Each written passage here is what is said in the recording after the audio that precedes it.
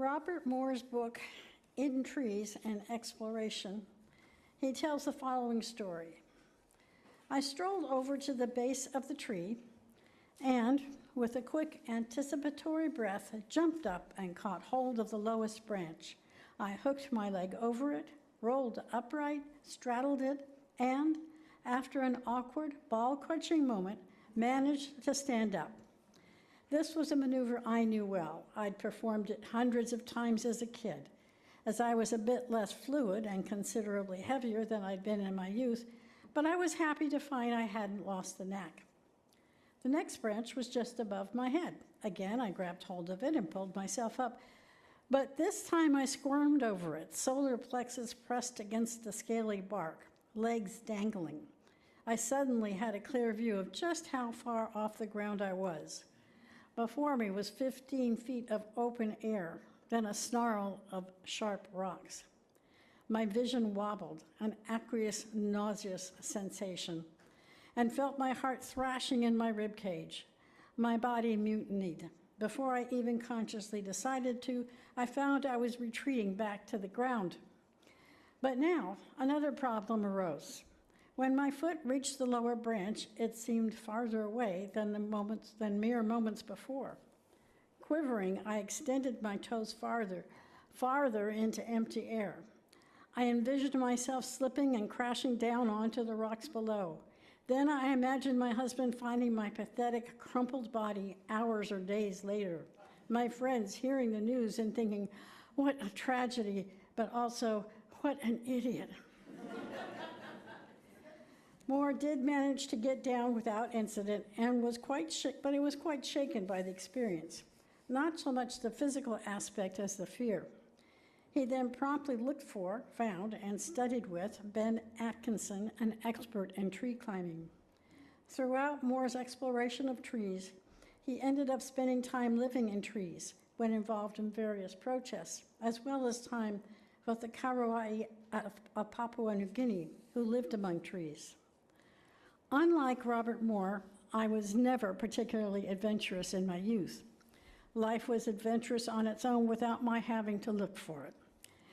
I did not consciously choose to branch out until recently, when, after my husband of over 50 years died, I found myself living on my own, not responsible for anyone else for the first time in what seemed like forever. Gnarling occurs when a tree sustains a serious injury and then grows around it. I feel as if my life is made up of workarounds.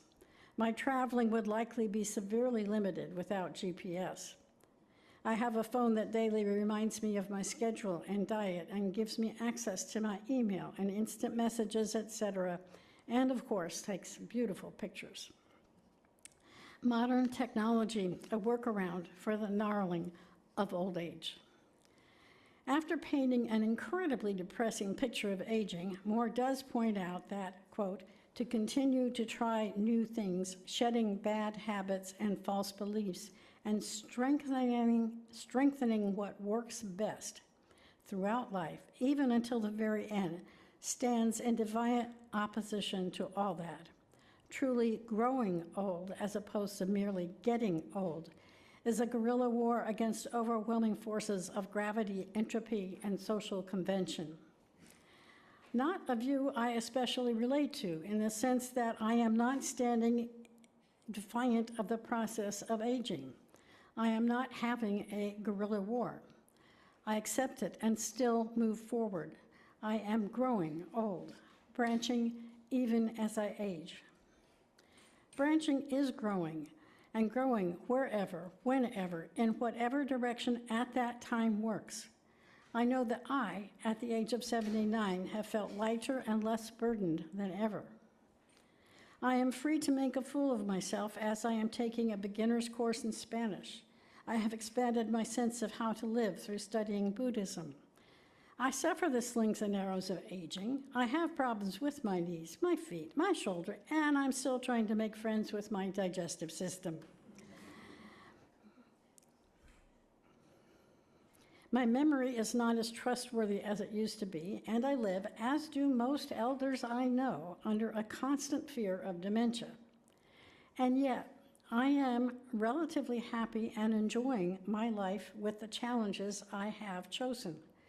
As I patiently take one step at a time, I trust the waters to see if I possibly can do something different and proceed accordingly.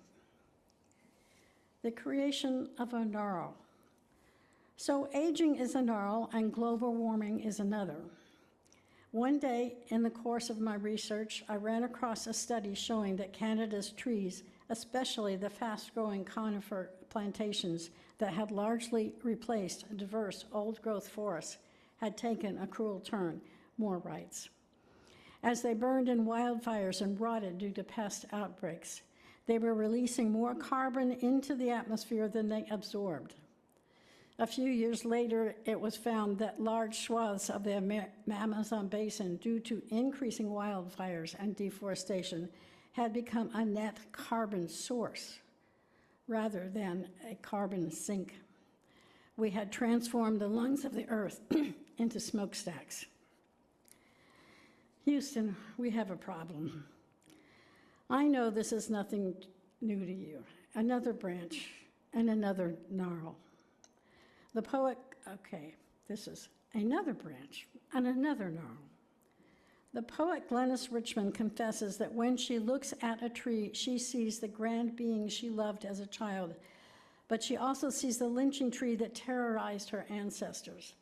I am simultaneously enchanted and haunted by trees, she writes.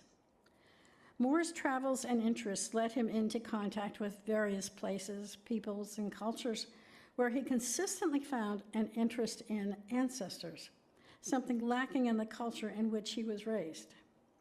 He came to realize the significance of this gap in his understanding of who he was.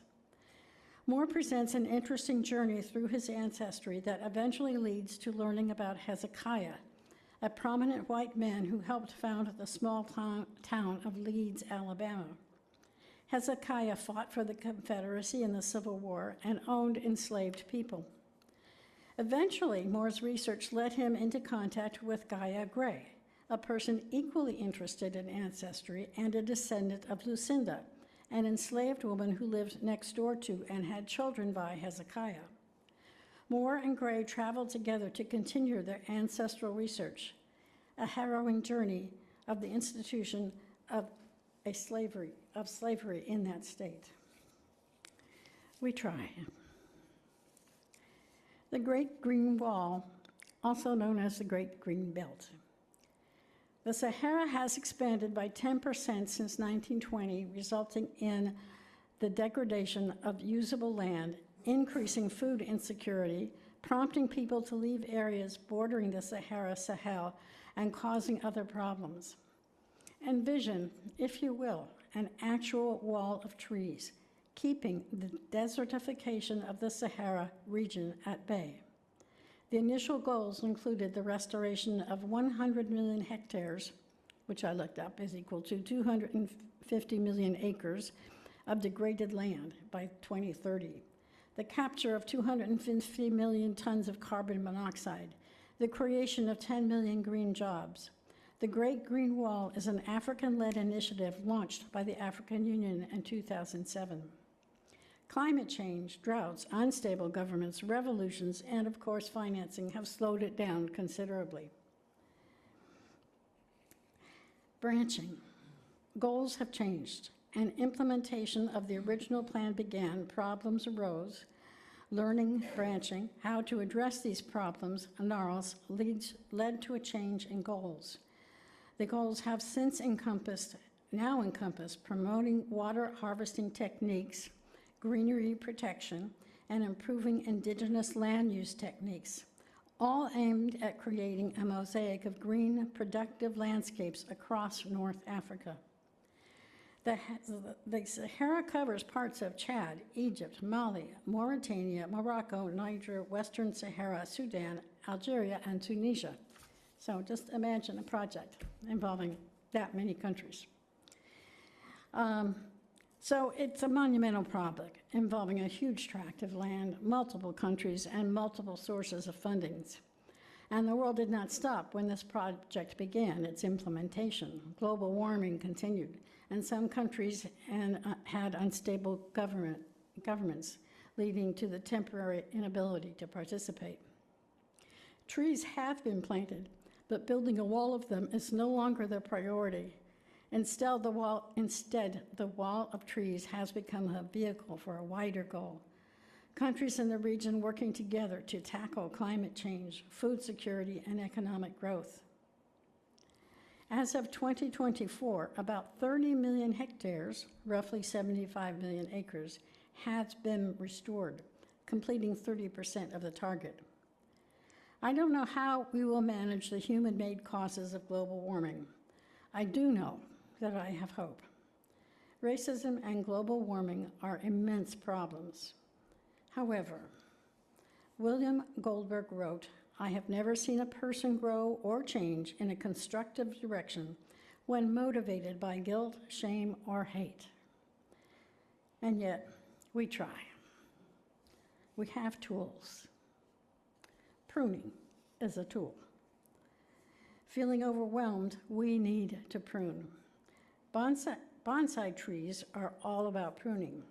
When talking to Gerald Rainvillen, an expert in bonsai, Moor asked Rainvillen if he imagined the tree saying, "ow," when pruned. The response was, "No, I think they're going, ah." Worrying about Trump, climate change, and the myriad of troubles that surround us can be a constant threat, certainly to our health, both physical and mental, as if they're separate. We cannot solve the world's problems, even the relatively few but gigantic ones. Something has to give. Be patient. Stay. Don't crumble. Focus. Pick something you care about in particular, even though you may care about so much. Focus. And be kind to yourself. Sometimes we just need to go. Another tool.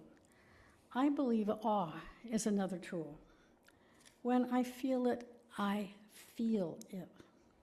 That feeling is tangible. It contains energy that somehow reminds me of something other than my puny in the light of global warming and racism self. A positive source, a tool. Moore writes, "Recovering addicts often talk about the benefit of handing over your life to a higher power, how it frees you from egotism and helps you feel less alone. As an atheist, I've often struggled with this.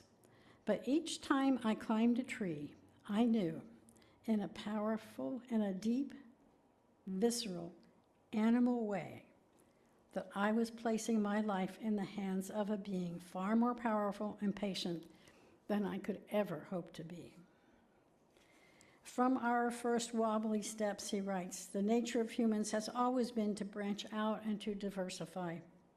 We are the apes who gave up arboreality to become arborescent, in spite of the fact that humans have used our rather incredible brains to develop systems that harm our Earth's home and more efficient ways to kill. We would have wiped ourselves out a long time ago if we didn't have other factors incorporated in us.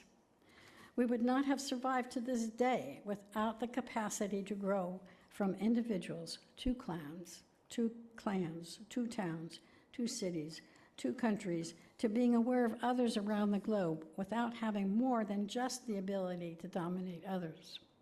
Skills such as empathy, generosity, kindness, and the willingness to share and work together.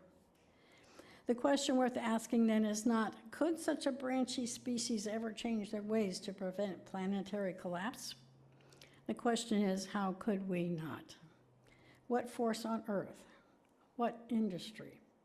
What system? What tyrant is powerful enough to stop us? If brevity is the soul of wit, then branchiness is the soul of genius," he writes. He continues, "The good life, I thought, would be to foster the flourishing of oneself, of other people, and of the species.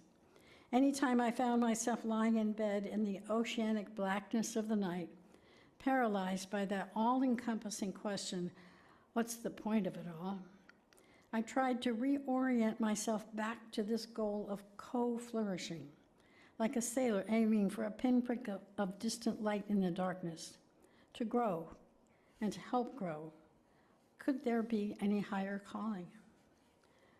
Moor writes that after reading Grounded by noted Australian soil scientist Elisa Bryce, after I finished her book, I wrote to Bryce to ask, assuming a person is buried beneath a tree, approximately how much of that person's atoms will actually get sucked up by the tree's roots? Her response delicately let the air out of this neo-pagan fantasy of mine. At a guess, I don't think too much of a person would end up as a tree, she wrote back. She suspected that since the soil ecosystem has to do the work of decomposition, most of a person's atoms would simply end up bound to the soil. In other words, even if your body is laid to rest beneath a tree, you will not really be reborn as a tree. You will be reborn as a forest.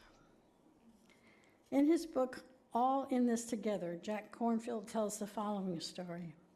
A few years before this visit, I had visited another Thai forest master, the Venerable Bodhidasa. I told him, often students in America have trouble with self-compassion. There's a great deal of self-judgment and criticism and shame and trauma. Do you have advice for us? Yes, it's simple, he said. Take them out into the woods. Have them spend time with the trees and the rivers. Bring them into the natural world and teach them the meditations of loving kindness. After they've been out there for a while, they'll feel better. Dead as buried under a tree, or alive as in living now, you are better off in touch with trees. You will feel better.